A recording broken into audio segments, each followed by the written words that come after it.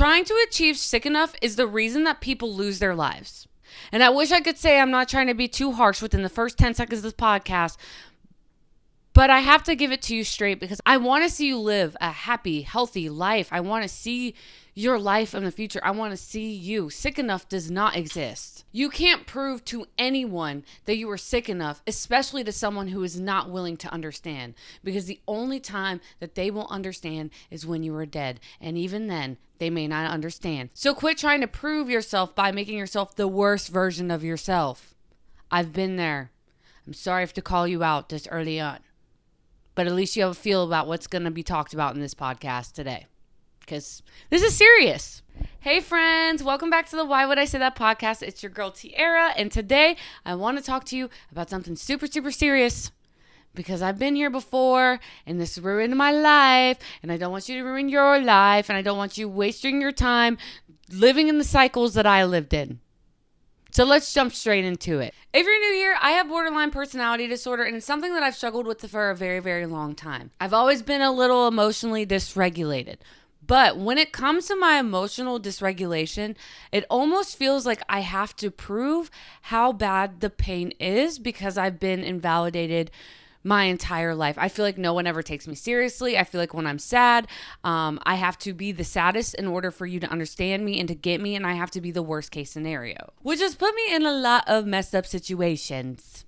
Today, I just want to talk about like when you should be able to receive help, how sick you have to be, and all those things that come across your mind when you are struggling. Like, how bad do I have to struggle in order to reach out to someone? How bad do I have to struggle to tell someone that I need help? How bad do I have to struggle to know that I am actually struggling? And what inspired this episode is I was scrolling on the TikToks, as I always do because I'm chronically online.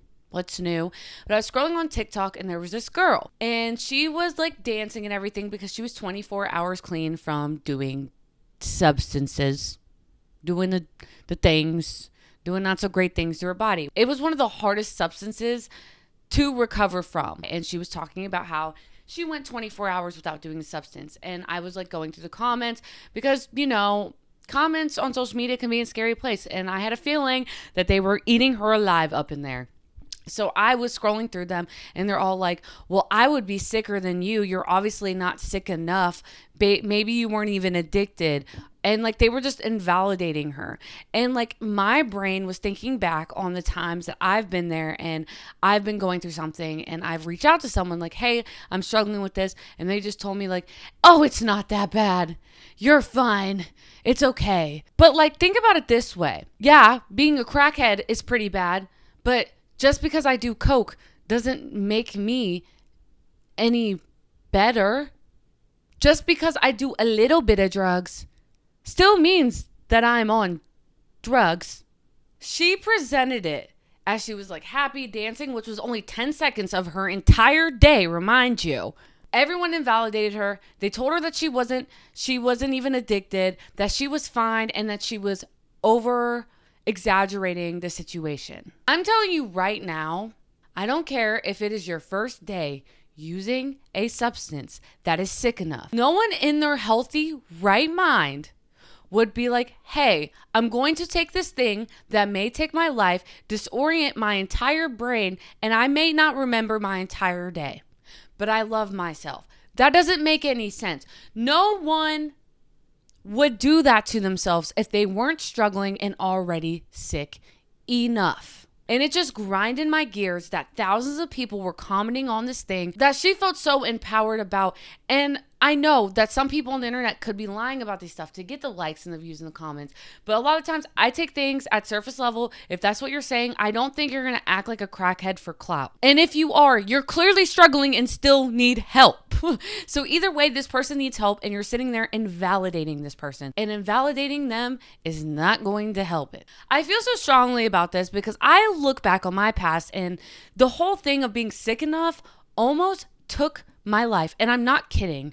There was one day when I was trying to prove to everyone that I was sick enough and my dad looked me dead in the face. And reminder, my parents weren't very validating when I grew up and they didn't know how to help. So they didn't help. for some context.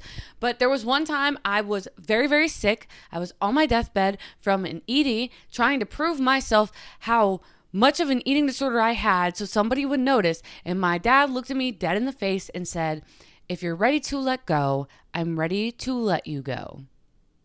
It was that moment that I realized that there was no sick enough that I could be to prove to myself, to anyone, that I needed help and that I was finally sick enough to get help. And I'm glad I realized that, because if I didn't, I would have not been here anymore.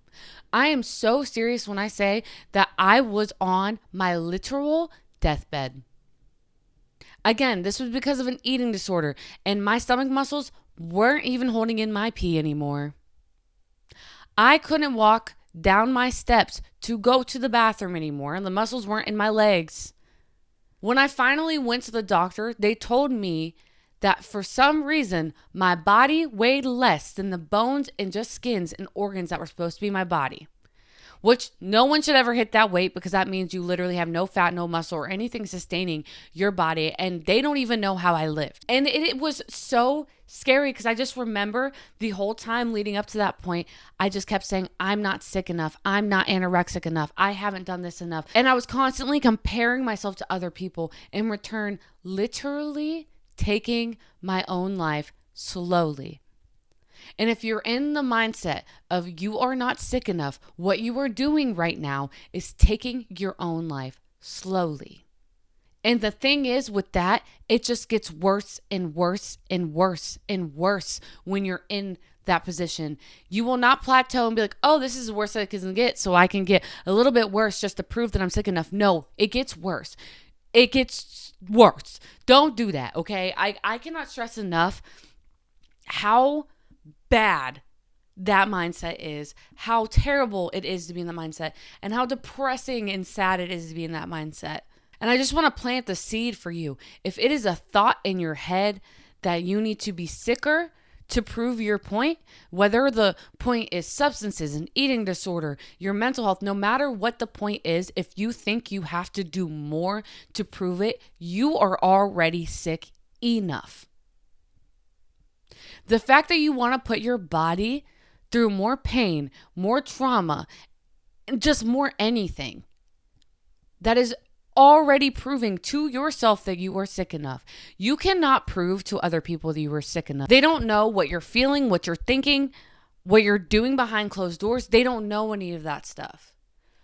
All you need to know for yourself, if you have any thoughts of, I need to do this in order to receive help, you are already sick. And that is enough. Personally, I wouldn't tell a cokehead to keep doing coke because they're not doing crack.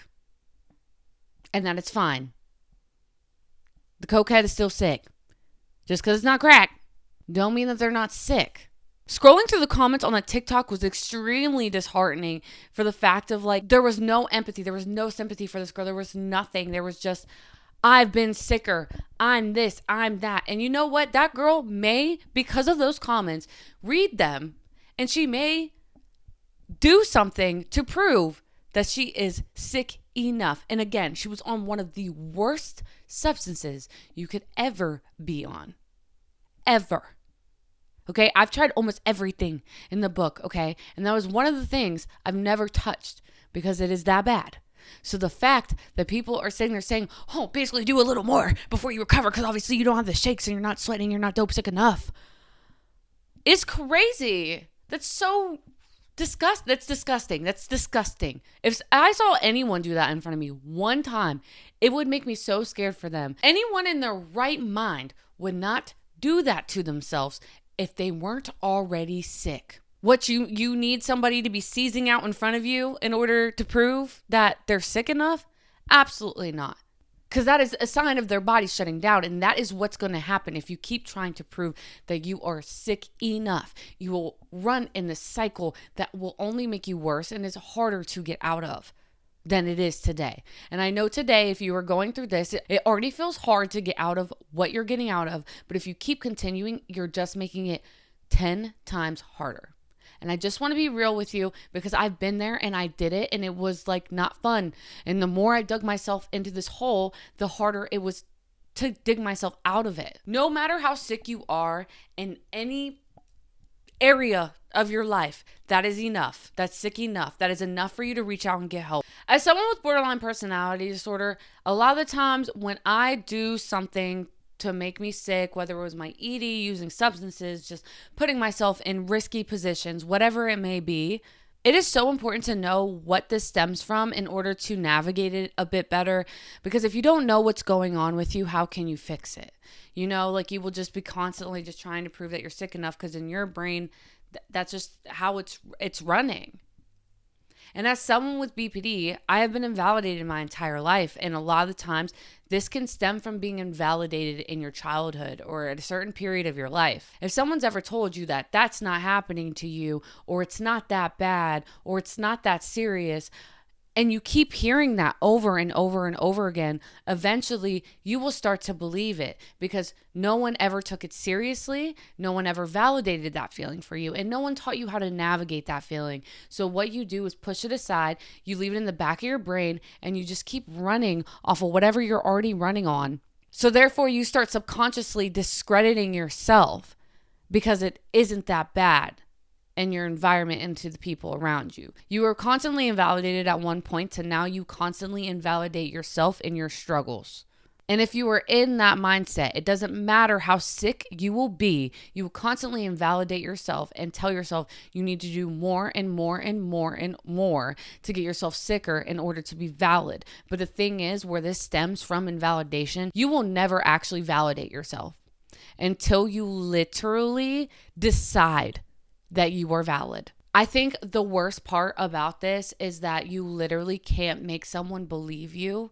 You have to believe you. You are going to be there for you. You are going to tell yourself that it is that bad, and you are going to get yourself out of it. And I do want to say there's going to be so many people in this world that are understanding and that do validate you. But if you're in an environment right now where people are invalidating you, you can't force them to validate you. It's a struggle that they will never understand and they are not willing to understand.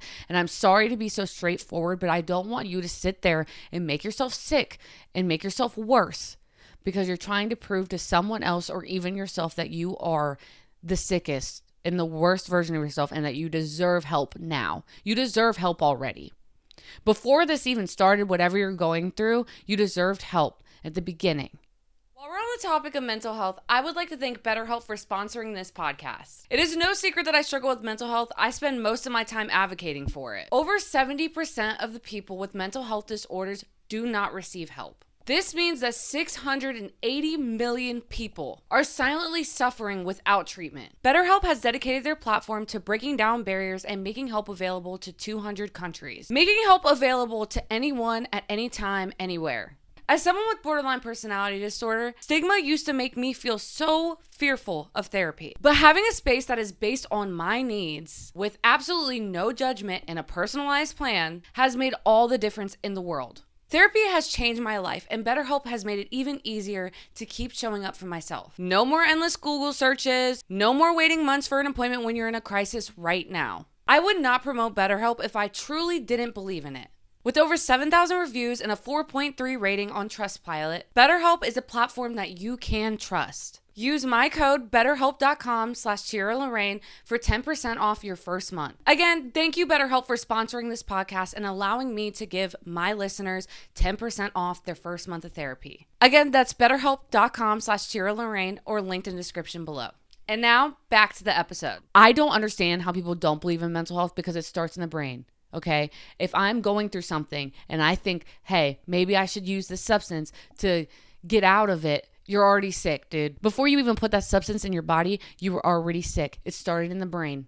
Okay, you were already eligible to receive help because you don't have to go through more in order to get the help that you need. Another place that this can stem from, and it very much did for me, was always being compared to the worst case scenario. So when I was dealing with my eating disorder, I was always compared to people in other countries. I swear to God. My dad will be like, well, there's other people in other countries like that are literally dying. So like, you're fine. You eat a granola bar a day. That'll keep you alive. But he didn't know the science behind like nutrition and stuff. He really just thought that eventually if I was starving enough that I would eat.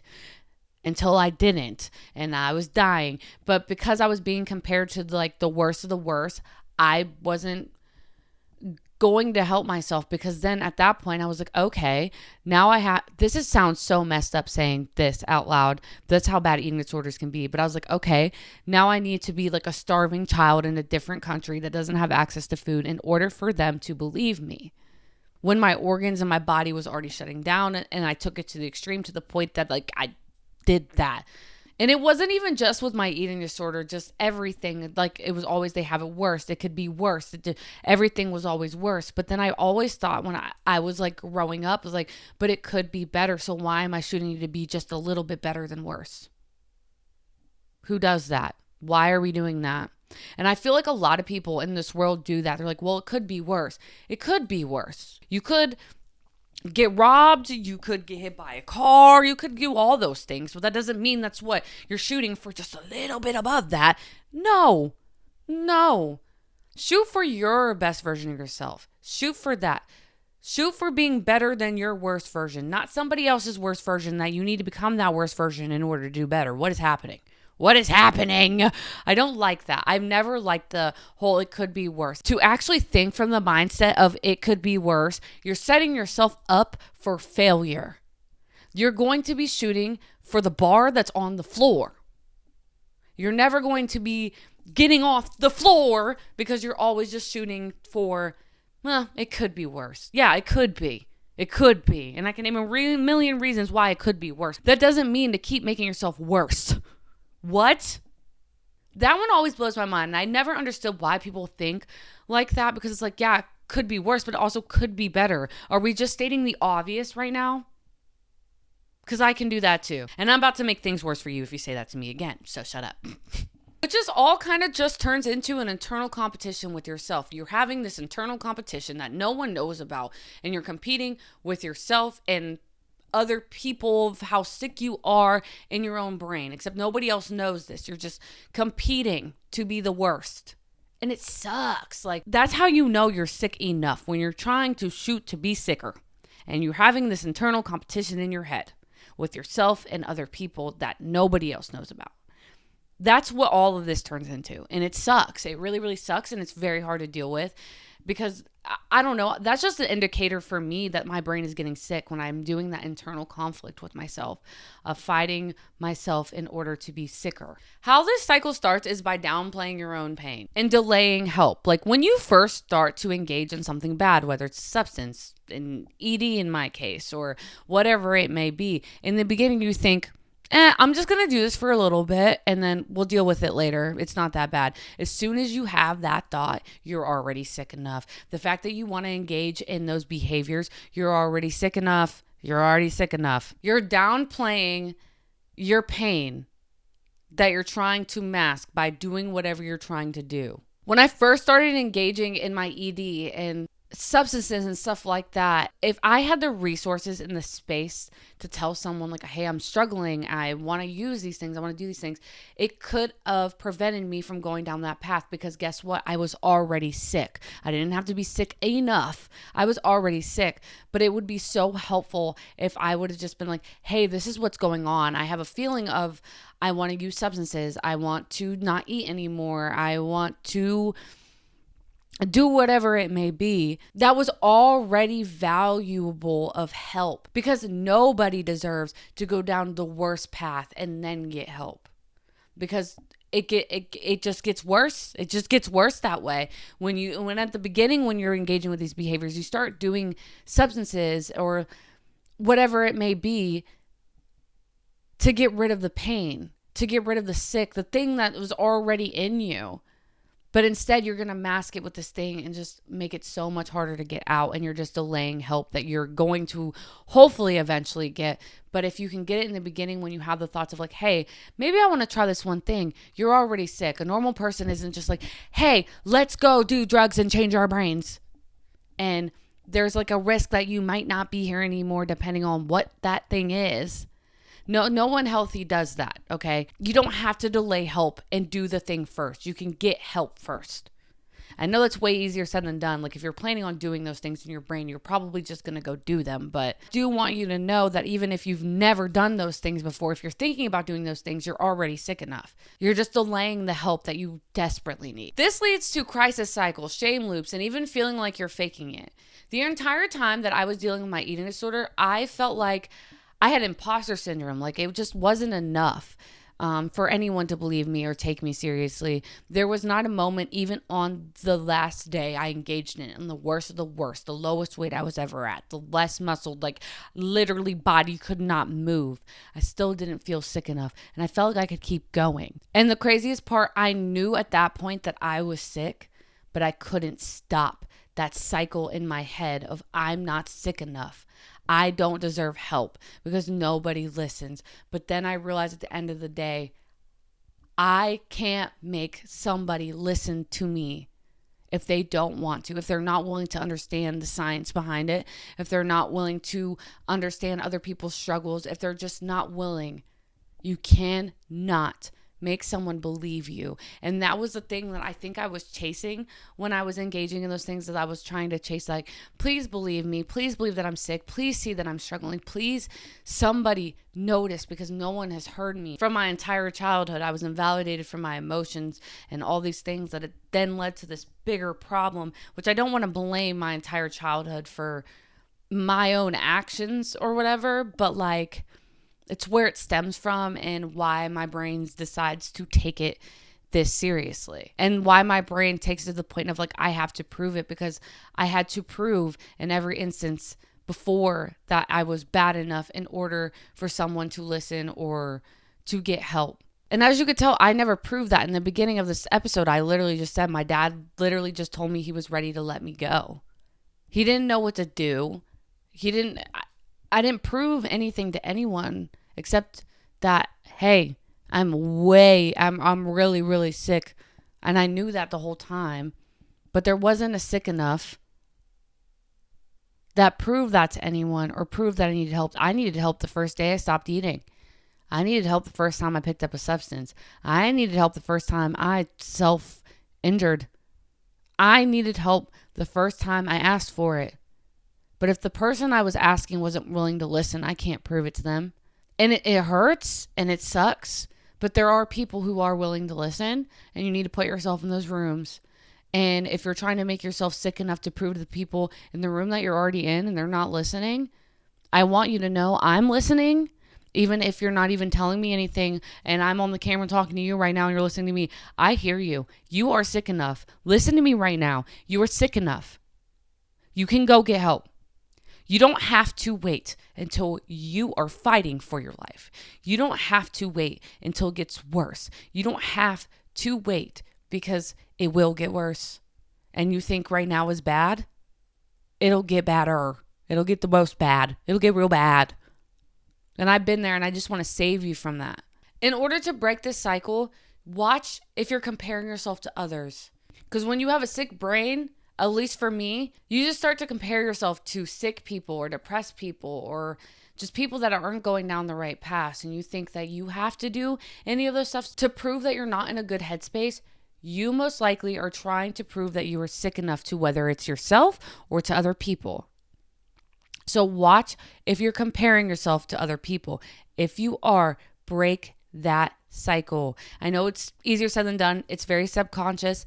But if you can become a little more aware of that, you can start telling yourself, hey, girl, why are you comparing yourself to the worst version of yourself that you could be? That's crazy. Don't do that.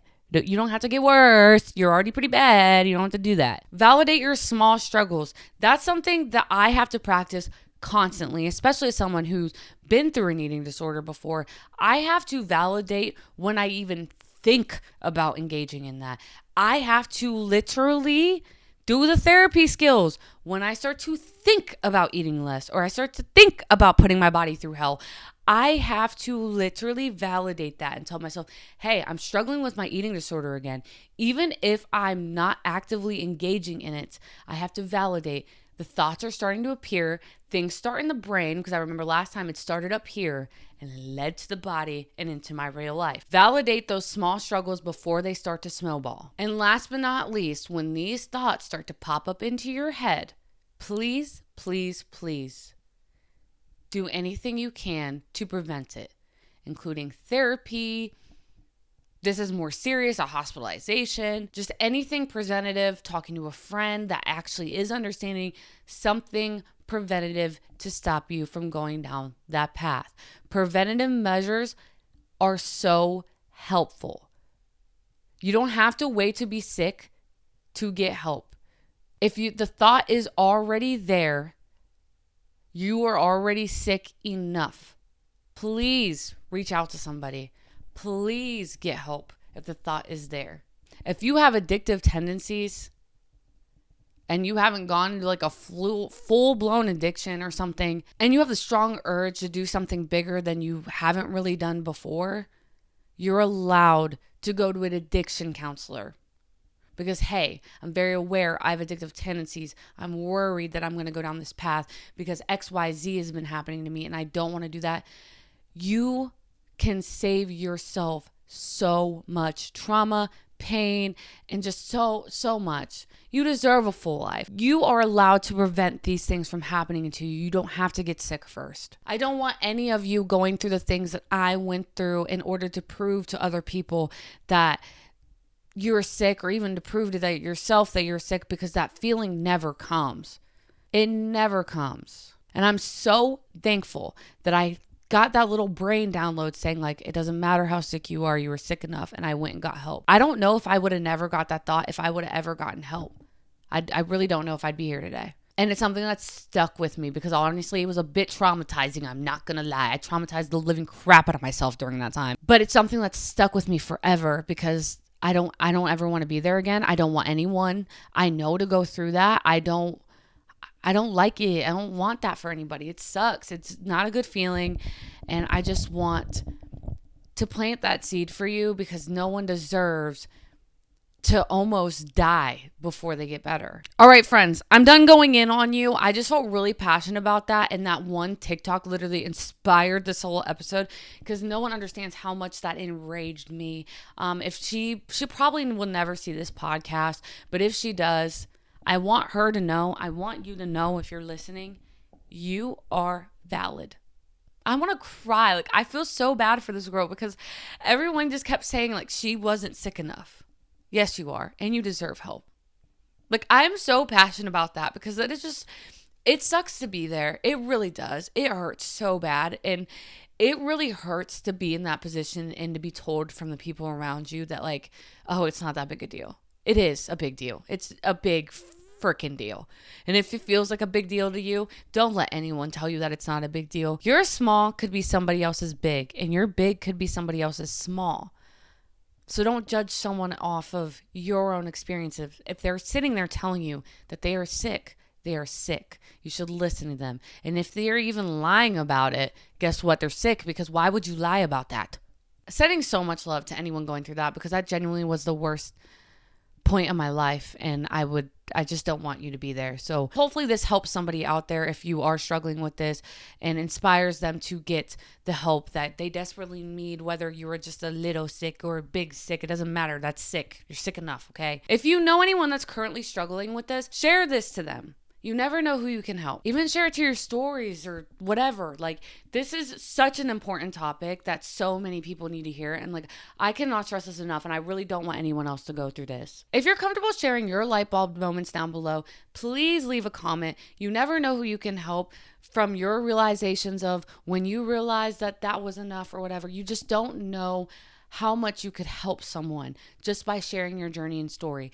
If I wouldn't have started sharing this journey and story, I wouldn't have as big of a community as I have. And there's some people, which is so mind-blowing to me, because I'm literally just a girl, like not even trying to be like, oh, I'm just a girl, like the little TikTok trend or whatever. But like, I'm literally just a girl. And some people have told me that I've saved their lives. They show my TikToks to their therapist. And I'm like, that is insane. The power that people's voices have is insane. If you like this episode, make sure to give it a big thumbs up. If you're listening on podcast, make sure to give me a 5-star review. It helps out so much. And it helps me be able to help you guys. But yeah, I'm done ranting. I'm done yelling at you guys, telling you guys to go get help. I'm done doing all that. I just want you to know I hear you. I want you to know that you are valid.